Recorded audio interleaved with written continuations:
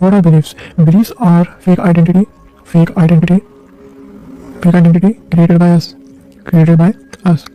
इसका एग्जांपल लेते हैं। इसका एग्जांपल कैसे ले सकते हैं? लेट्स से कोई किसी कंपनी का सीईओ है, ठीक है।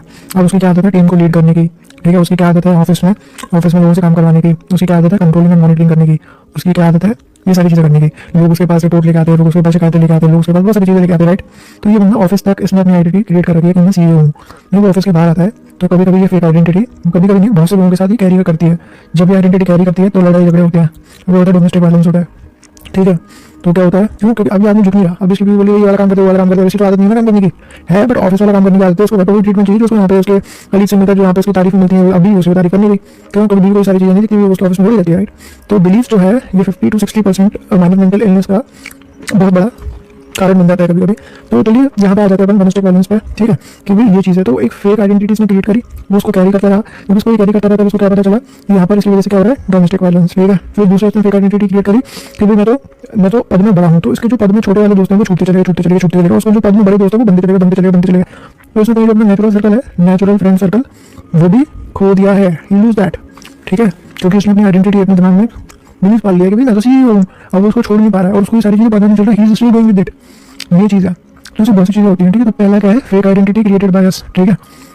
दूसरा क्या है? बिलीफ दूसरा है limited and known with in particular geographical area,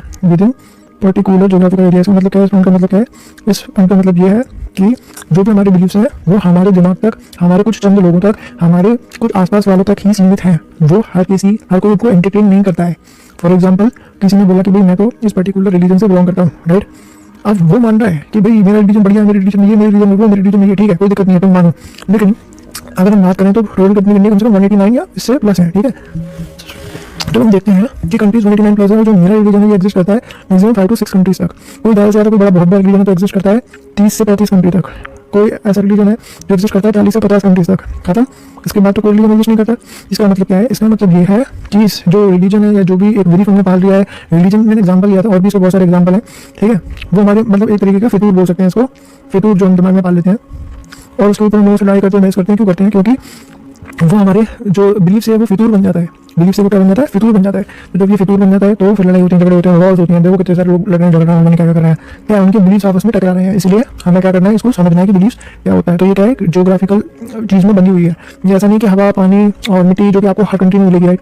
जैसे नॉर्थ कोरिया है, वो कोई रिलीजन फॉलो नहीं करता, यानी वो चीज़ यूनिवर्सल नहीं है। जो चीज़ यूनिवर्सल नहीं है उसको अगर आप यूनिवर्सल बनाने की कोशिश कर रहे हो तो आप अपने ही बुद्धि से लड़ रहे हो। इसका मतलब ये है। तो क्या हो गया? अभी बिलीफ का एक और नेचर हो गया कि वो एक पर्टिकुलर कंट्री में, एक पर्टिकुलर